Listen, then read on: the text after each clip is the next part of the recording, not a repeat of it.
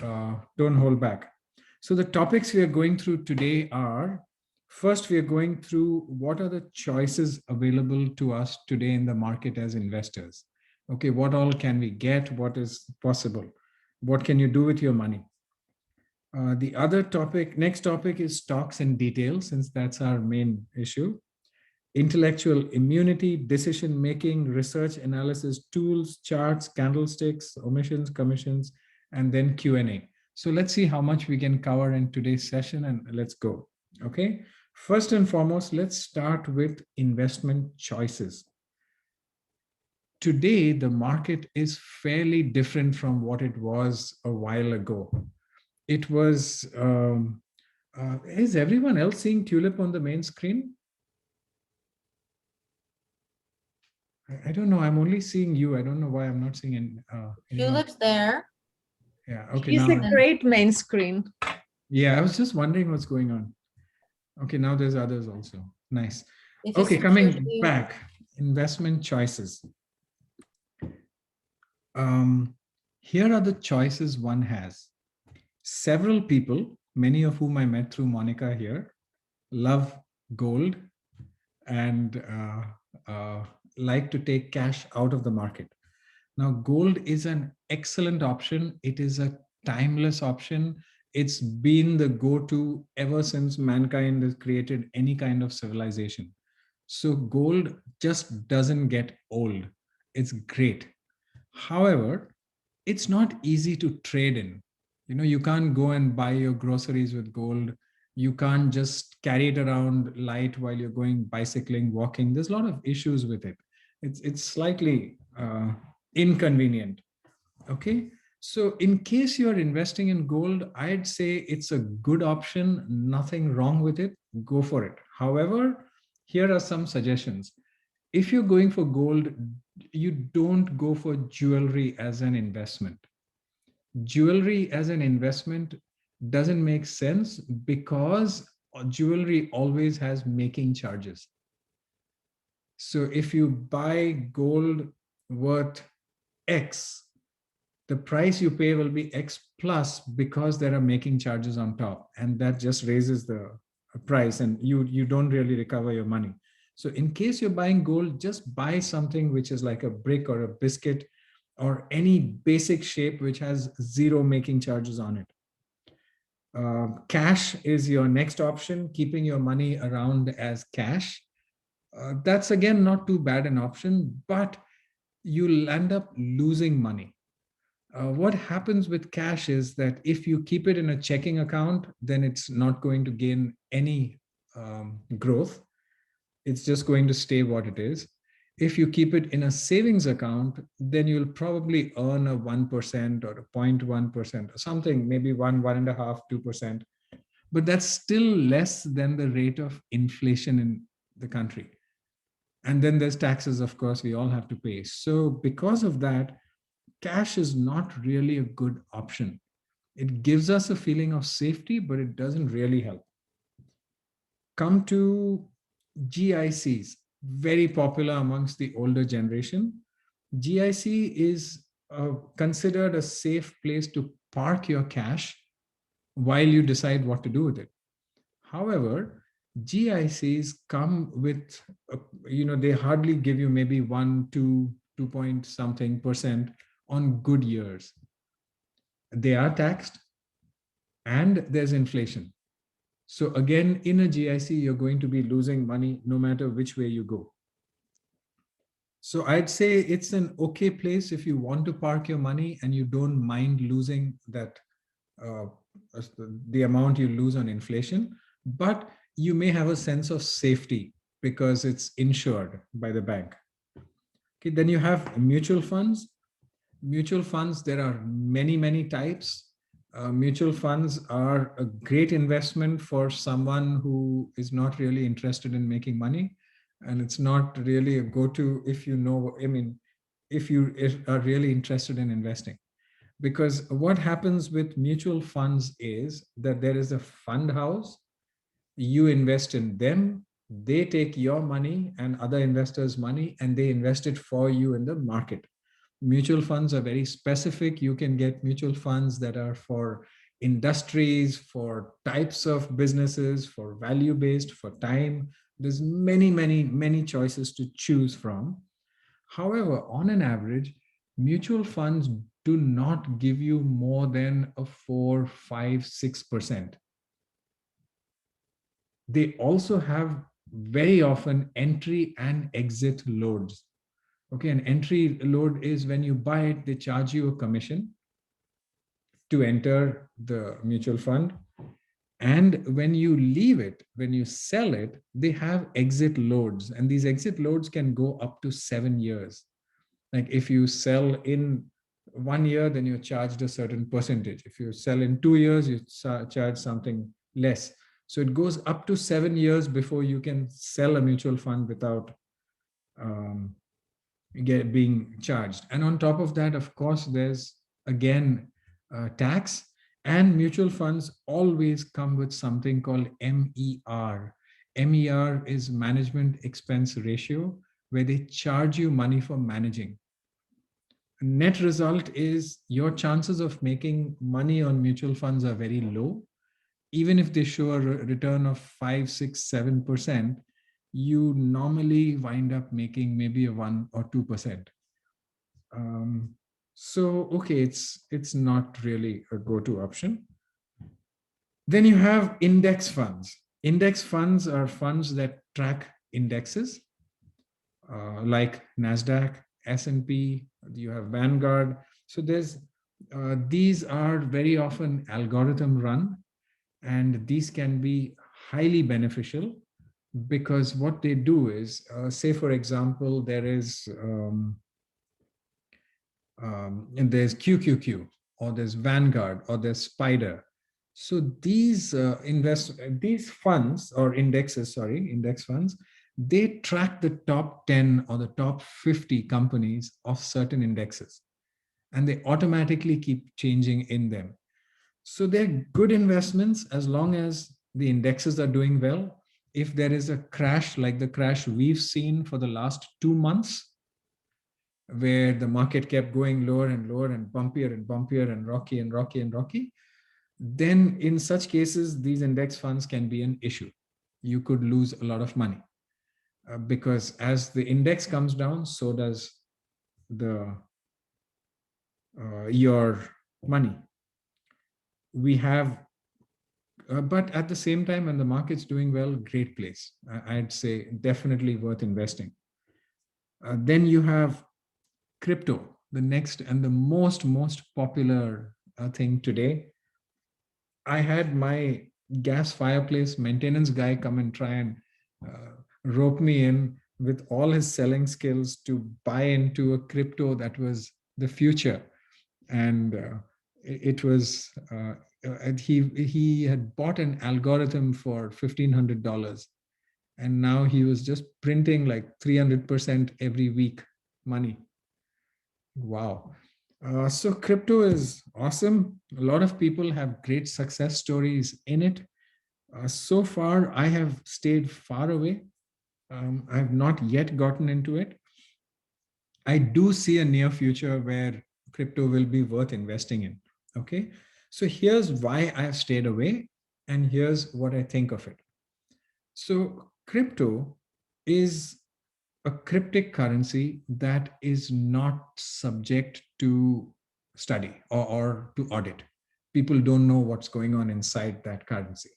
Once you're in that blockchain, anything that happens inside is private, which is why it's so popular with people who are doing ransomware and hostages and stuff like that. Also, while it has proved to be a really good asset to invest in, there's not really any basis for crypto's movements. Crypto comes, goes. Why is it going up? Why is it going down? Is there a profit? Is there a demand? Is it seasonal? What's going on? Is the company's finance guy managing it well? Does the CEO have vision? There's none of these things available to me.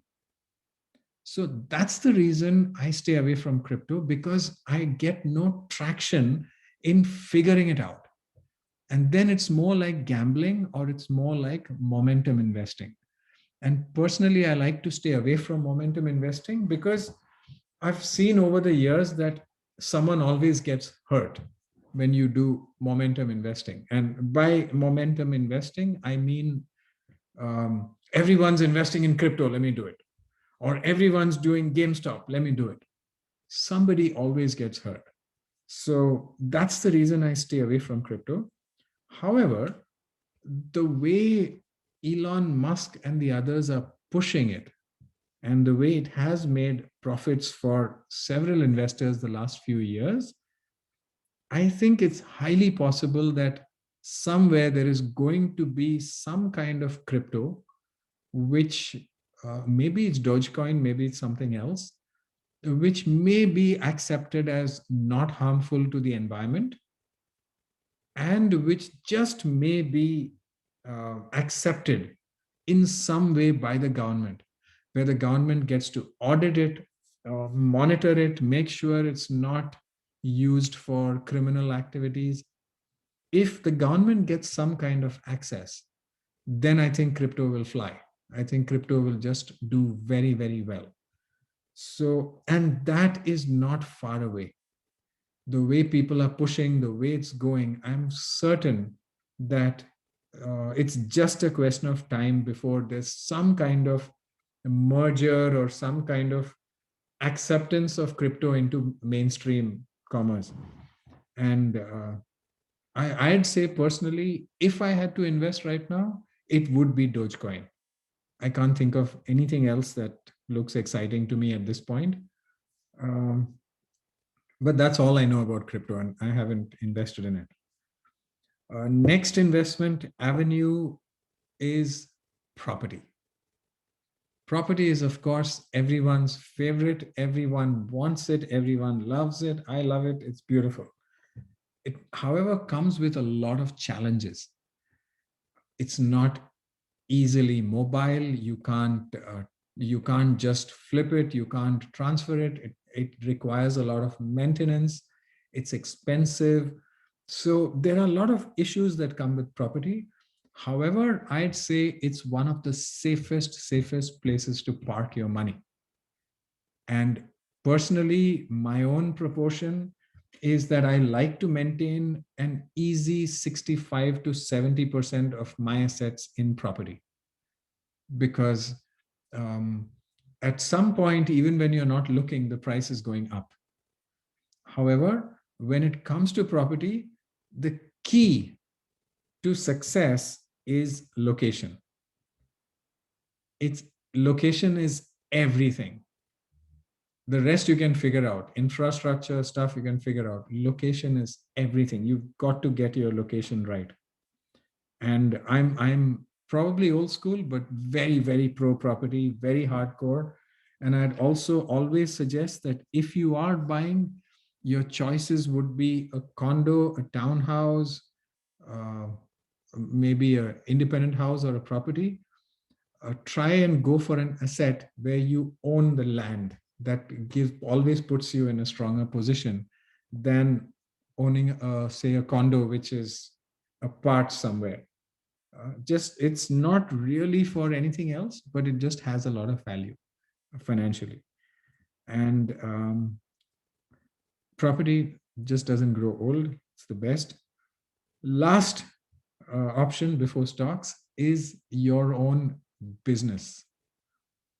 So my honest view is, if you are a business person, or if even if you are employed somewhere, investing in yourself could be much smarter than investing in anything else. If you have some goals, you need some resources, I would definitely say investing in yourself is a super way to go. Whether it's just sharpening your skills, whether it's educating yourself, whether it's making yourself look better, whatever works, definitely invest in yourself. I'm totally pro that. Okay. Before we get into stocks, if anyone has any questions, comments, feedback, please shoot.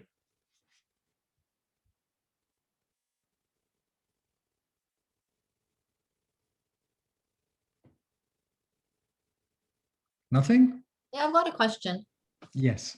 In terms of property, do you differentiate between property that you own as an investment versus property that you own to live in, or should they be interchangeable? I'd say it's ideal if they're interchangeable. Even the property you live in should be property whose value is constantly going up, and something that always has resale value. Any property you buy, you should be able to sell as soon as possible for a profit. That's a great way of looking at something, properties. Thank you. Anything else? Any other questions? Anybody or comments? Okay. I had one more question. I was curious when you said Dogecoin is what you would probably invest in. Yeah. Is that, I know you're not really a crypto expert. Is that based on research that you've done, or just like what you've heard, or how much kind of background research is there behind that comment? There's a lot of research behind that comment. Yeah.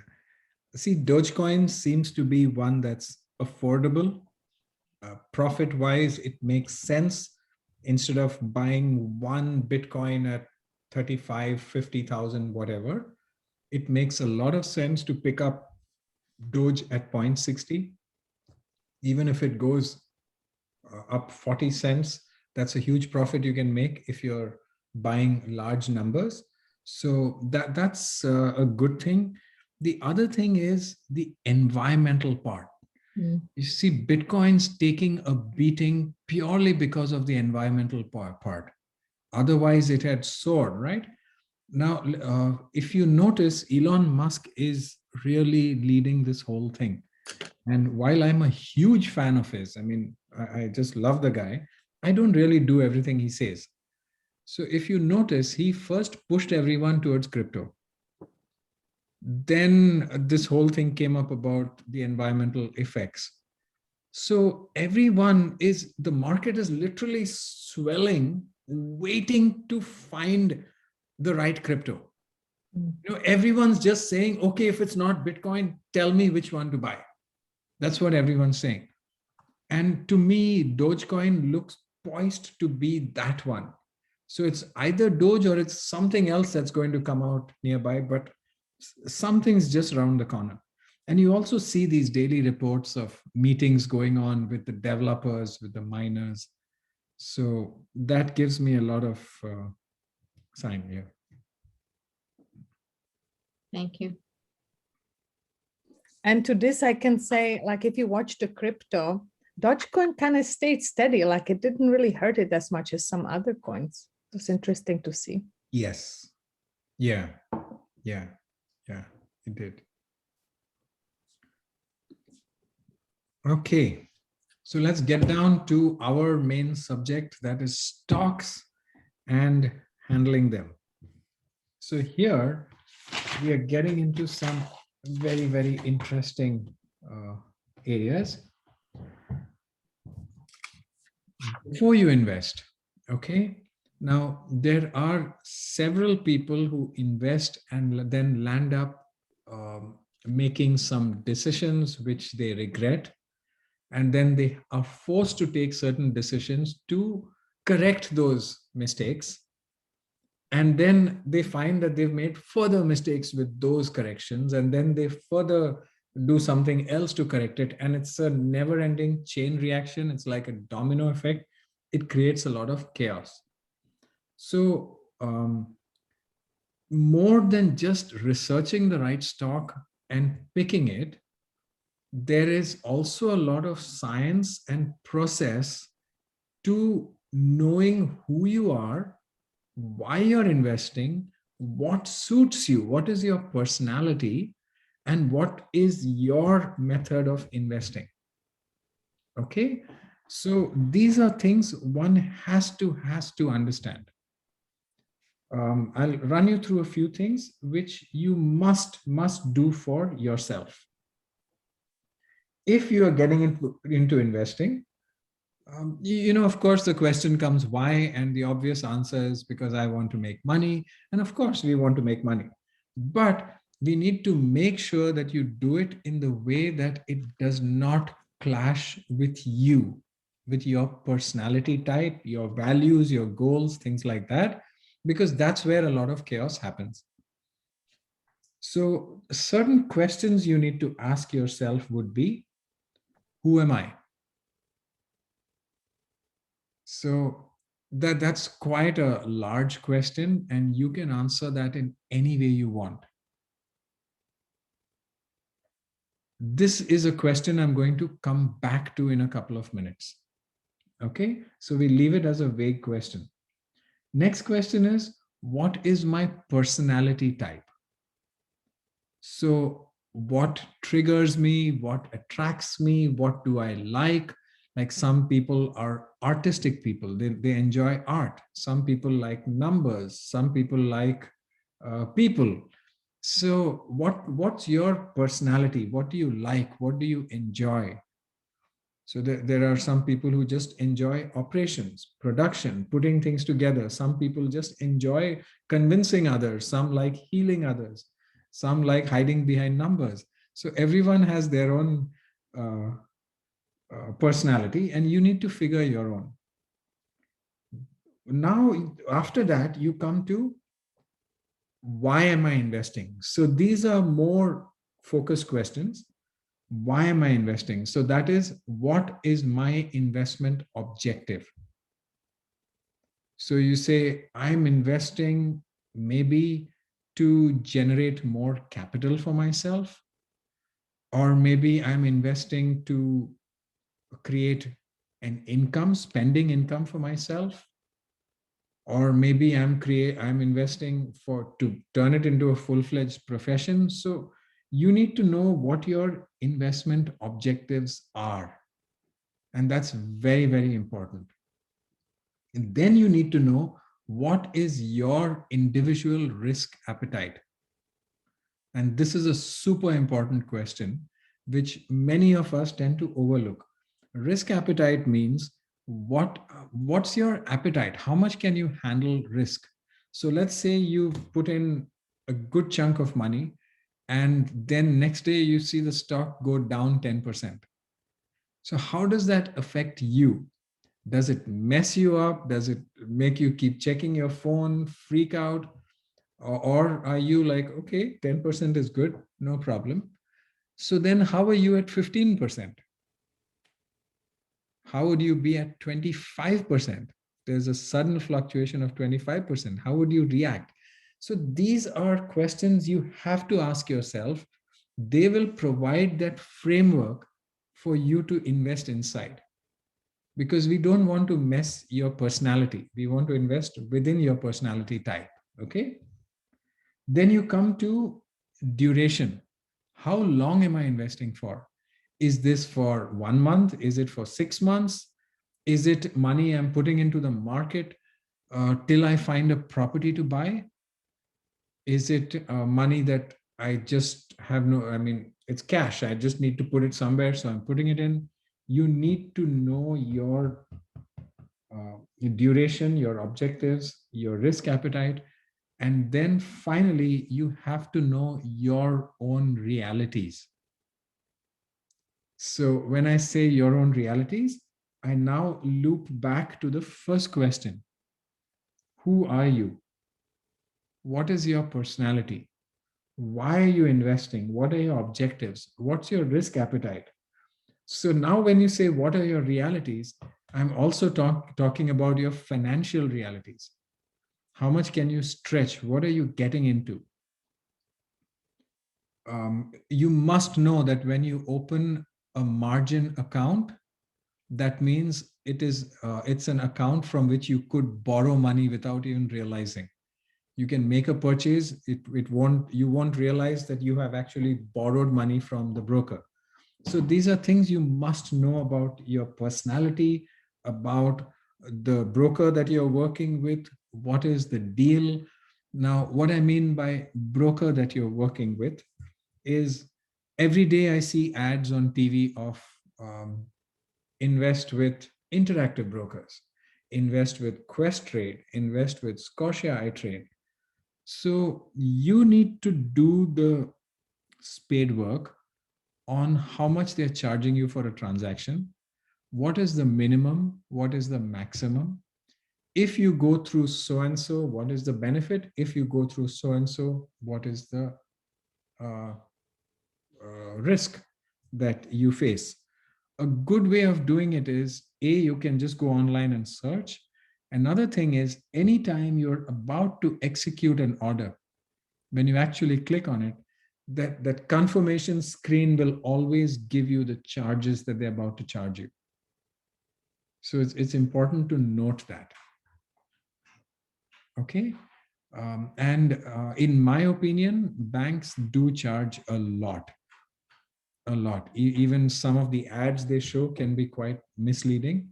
I find that these online brokerage houses can be quite very handy and good to invest with. Okay. So now, once you've done this kind of homework, you've prepared your why am I investing, what are my objectives, and things like that, then we get down to your actual research and your actual setting up of your investment. Now, when you open your account with your brokerage house, whether it's Questrade Interactive, Wealthsimple, or Scotia iTrade, or any of these banks, I think there's Qtrade also, whichever they're with, you please first confirm all their charges. Another big thing to note, and this is a place where people lose money, especially Canadians, is because when we buy, we sometimes buy NASDAQ stocks and we buy them in USD without having transferred adequate USD to your account. So then you borrowed that, and then you realize, oh my God, I've borrowed this money. So you just tell your broker, here's CAD, convert to USD. When you do that, you could lose a lot of money. Some of these brokers charge as much as, I think 1.6%, 1.6 over the conversion rate between CAD to USD. So please watch for that. Please watch for your money flow. You have to know where your cash flow is going from, how you're going ahead. Okay, and once you've set all this up, then comes the hard work. The hard work is doing research. It's also the fun part for me. I love it. So when you are doing research, you need to first know what you are looking for. If you don't know what you're looking for, then we tend to blindly chase profits. And then we get into momentum investing, that everyone's doing GameStop, like, oh my God, I've got to get on GameStop. However, if you know why you're investing, you know what you are looking for, then your research will be focused research in that direction. Okay. For example, if let's say you have a lot of cash and it's just going to sit there for a few years or maybe a year or two, you can't put it in the bank because it'll rot. GIC, it won't give you much. Mutual funds, it'll probably get chewed up. So what are you going to do? Now, if that is the focus, then do research accordingly. Start looking up companies that will give you decent returns, companies where the returns are good and the value of the stock won't go down. So these are things it's like a tightrope walk. You've got to start doing your research. In your research, there are many tools that you get, many tools, okay, such as and the simpler ones are just get online, go to Yahoo Finance, go to Google Finance. Superb information there, unlimited. Look at the company's history. Look at the charts. If you're familiar with the Bollinger Bands, or the candlesticks. They're very, very easy to understand. It'll barely take a few minutes to figure it out. It's all very visual. So you don't have to sit and do math or do anything boring. You look at your screen will show a graph, and then it'll show the two Bollinger Bands on top, and you can just put that together. It's very easy. Okay. However, it's not simple. So make sure that you do the work. You need to put in that hard work, and also look at news clippings. But news clippings are a very, very sketchy thing. So you've got to be careful. I find most news clippings can be misleading. Okay. Many of them are paid for. Even the TV guys who come on and the finance channels, you very often hear them pushing a company with actually no facts. Like recently, I won't name the auto car maker, but an auto car maker's write-up came, and you can see the TV journalists also pushing him. They say, this guy, the new CEO, is not like the old CEO. He's he's aggressive, he's ambitious, he's willing to take on Elon Musk. He sees Tesla as just a milestone to cross. Now that's a company that I see worth investing. No facts, zero facts, just a lot of hot air. So watch out for such things. When they say a company is poised to take off or all set, or there is investor confidence, but there's no facts to back it up, you got to watch for these things. These are very often paid plugins that we tend to get excited about. Okay, and okay, so once you have done this kind of research, then what happens is, now let's take, for example, I want to keep some money somewhere for 1 year. That's the investment research I'm doing. Then if someone comes and tells me, listen, GameStop's going up, buy it, we'll make a lot of money, it won't interest me, because my money is clearly going to be parked there to achieve that objective, which is that 1 year or 2 years or whatever it is, right? So what happens is that you develop something called intellectual immunity. Hey, by the way, I think Zoom calls get cut off at 40 minutes. So if we get cut off, then we will pick this up again on Monday. There was a message a little while ago that said you had been extended to unlimited minutes. Oh, really? Oh, Yeah. How come I don't see all this? I don't know, but I guess could end up cutting off. I have tunnel vision, so it's okay. Yeah, it Okay. flashed up on the screen for a minute. Okay, nice. Thank you. So once you've done this kind of homework, you develop intellectual immunity. And that intellectual immunity is your strongest tool that you need as an investor. Okay, because that's why I went through all this for the last 15 minutes, because I was trying to come to this simple point of intellectual immunity. Many people come, like my gas fireplace guy who came and said, you just spend this, look at how you'll take off. Poor guy.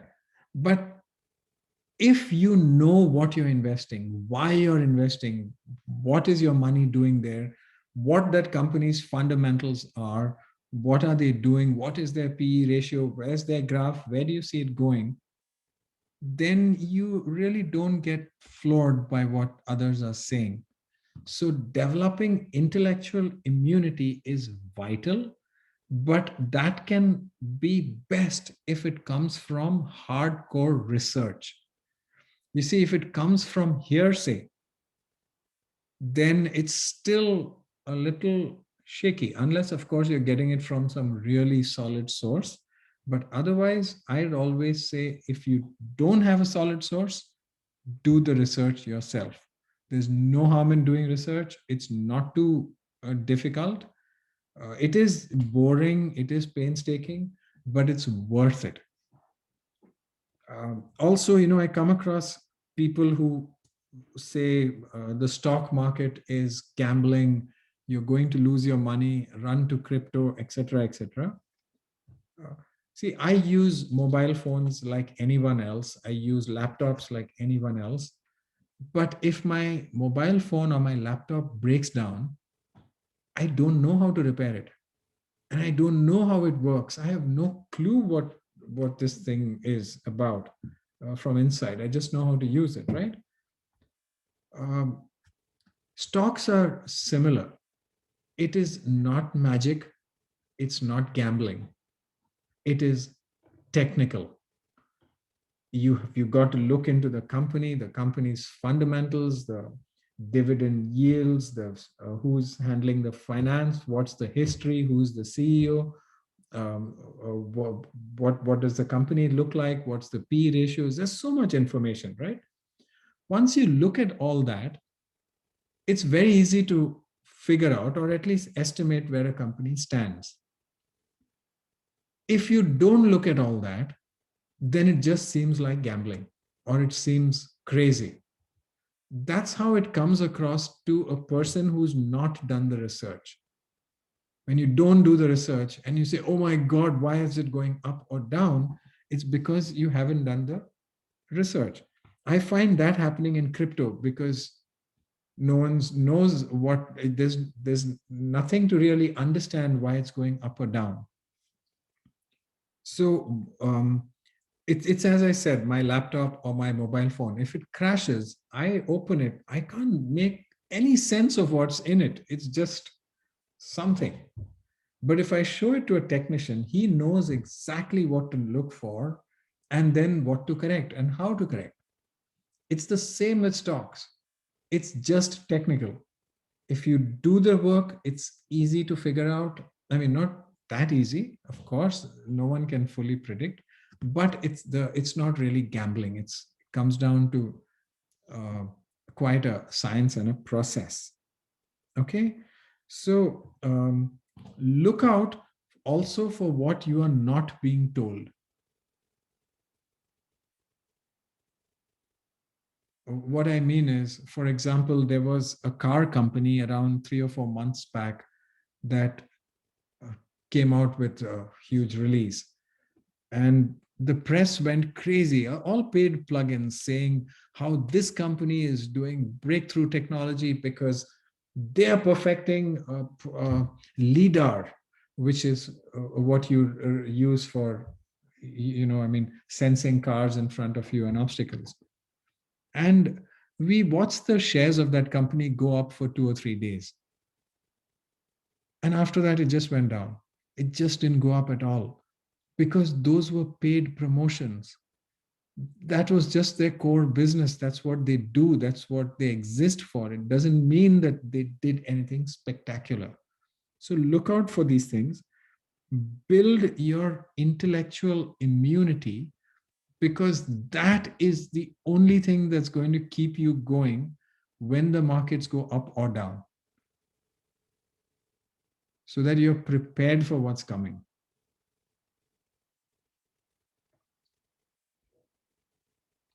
Okay, if anyone has any questions or comments or any inputs, please shoot. I'm all ears.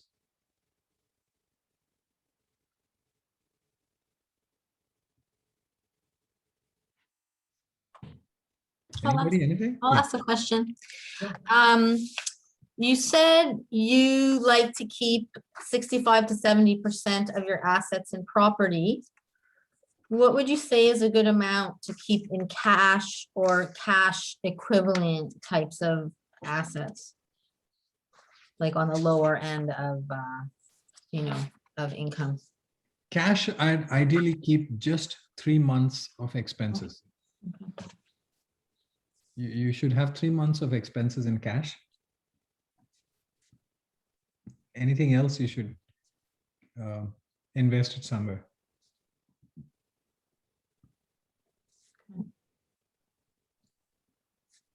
One great option for investing cash, if the market's on the up and up, you can go for index funds. like QQQ or Vanguard or one of these. You could also look at, see now the way you have mutual funds, we also have mutual funds, but not structured as mutual funds. They're structured as preferred shares. So you have these companies that offer preferred shares the with dividend coming out every month, and this is at simple rates. So if one company I've been talking about on the group is DFN.to. DFN's been giving a dividend yield of around 14 or 16%, which is crazy. It's very high, right?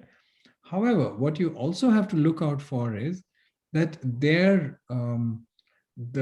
I won't say NAV because that's for mutual funds, but the stock price may not always be going up. So it's best to buy it when it's just on the uptake so that you're good for 1 or 2 years, and then keep rotating them so that you don't lose capital while getting money.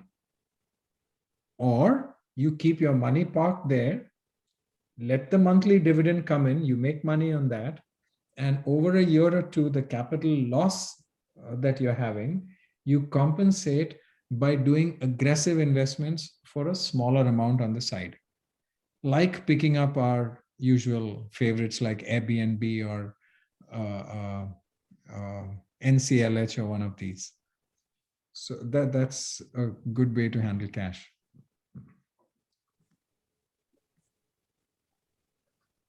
I'm sorry, Vin, I don't think I understood that. So that DFN, right? So it's a stock which you make high interest on the dividends, but the stock price might go down, Yes.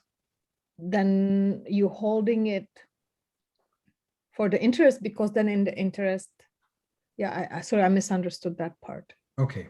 So what DFN, there's another one, FTN. FTN is also really nice, FTN.to. FTN, I think, has a yield of, has even gone up to 19% at some point. So what these guys do is that they give you a monthly dividend on your investment. It could be a 0.10% or sorry, 0.10 cents per stock or whatever. They have a fixed amount that they give you. These are not structured as units. Mutual funds are called units. These are structured as preferred shares. So what they're giving you is a dividend, which is a tax benefit. Dividends don't get taxed like other incomes, right? So that's a good thing. So that's why I prefer a preferred share to a mutual fund. And when you buy this, Monica, every month they give you a dividend. So supposing you have 100,000 invested in DFN. So every month you should roughly get to the tune of, say, about $900 or something like that, depending on what they decide to give out. However, while you're getting that much money every month, in the long run, when you look at that 100,000, it would not have gone up to 110 or 115,000. You'll be lucky if it stayed at 100,000. That's what. Does that help?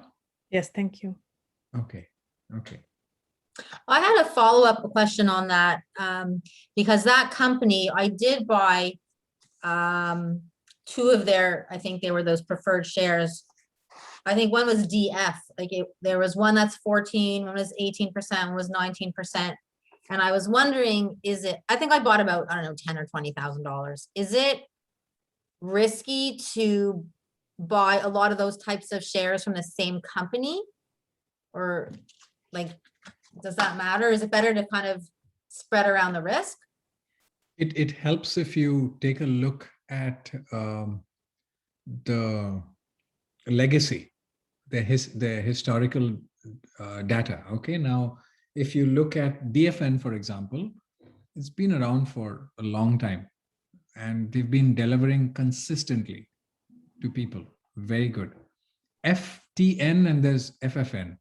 So I can't remember which one of the two, FTN or FFN. One of them is very good, posting about 18 or 19%. However, they're going to cash out in 1.5 years. So there's no point in buying that. Okay. So you've got to look at all those angles and then decide which one to pick up. And one which is giving a very high return would have more capital erosion than one which is not giving a very high return. For example, if you buy TELUS, now TELUS gives a standard 4% dividend. So at 4% that it's giving you, the stock is still going up. So it's not giving you the 12 or 14% that a DFN would give you, but your capital is appreciating. Okay. But if you're making, say, 14%, are you going to be making 14% every year, let's say on an Airbnb or something else? Or even TELUS, is it going to go up that much every year? See, the company doesn't have to go up that whole year for you to make that money. You could buy it on a dip and sell it on a spike. And even if you repeat that 2 or 3 times, even if you're Okay. doing a 2 or 3%, you're easily covering your 14, 15% over the year. Easy. Right. Okay. So, but that's more like for me personally, I'm not putting in the time to track those movements. So like, for example, I bought Airbnb just before it tanked, thinking it's a good long-term thing to have. So I'm not really too concerned about it, but I'm not doing that, buy the dip, selling on the spike kind of thing. Right. No, that's fine. And Airbnb is a good stock. It's really good. I think Airbnb is solid. Okay. It's a good buy. Don't worry about it. Anything else from any questions, any comments, anything? Okay. If you don't have anything, I have a suggestion. Whatever we discussed today, okay, who are you? What's your personality? Objectives, risk appetite, duration, and your overall realities. Please run yourself through this entire exercise. Why am I investing? What am I investing? How am I investing? Once you do that, next time we'll get into planning your investments and we'll get into some more like details about how to figure things out on what to invest, where, how, what is your TFSA, RRSP, diversification, how much should you diversify, and what are the areas you could go into. So we'll go into all that next time, but I'd suggest you take this up as an assignment for yourself so that if you do it, when we meet again on Monday, you'll probably have a lot more clarity on your own plan of action ahead. Okay? Can I ask one more question again? Sure. When I asked you how much to keep in cash and you said 3 months.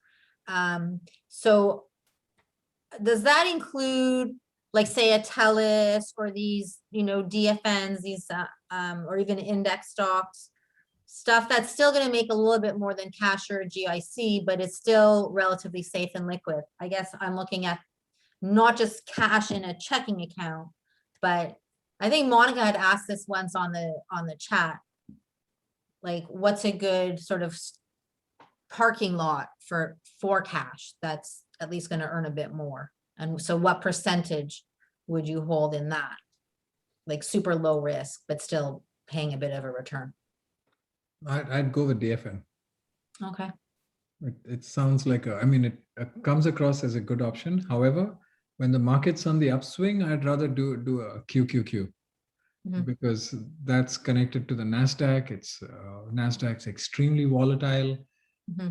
Having said that, I want to also put across, this is just my own understanding, could be totally wrong, but the market has depressurized for the last 2 months. There's a lot of excess steam that's come off. It's stabilizing now a bit. However, I don't see an upswing like we had the last year and a half. So if you're expecting that kind of a boom, that's not going to happen. Also, Lisa had previously asked about 2 airlines, and I didn't get to answer it on chat. The reason I haven't gotten into airlines is because while I see a seasonal upswing and then a downswing coming, I don't see any massive breakthroughs in airlines. You see, there's no sudden new aircraft coming out or a new technology coming out or a new route coming out, which is going to change the industry, like a new battery or a new something. It's just managing the existing business in the existing way. So if you're a trader, if you're going to buy and sell on a daily basis, airlines are an excellent investment. But if you're an investor like I am, then I don't see airlines as an option for me because I'm not monitoring it to buy morning and sell by evening. I'm looking at it more as a slightly like any investment I buy, even if I'm going to hold it for a short period, should ideally give me profits. And if I'm going to hold for a long period, it should still give me a lot more profit. So those are some of the ways we'll get into next time on this. Anything else, anyone? No? Okay, maybe I we'll can. find I it. don't want to, sorry, one more. I Yeah, don't wanna sure. I'm sure I could come up with endless questions. That's why we're here. Just go for it. In regards to, I'm learning constantly. And one of my biggest mistakes was that I didn't have a plan. And especially how much money I am dedicating to high risk, low risk, like divide it and then properly allocate the funds.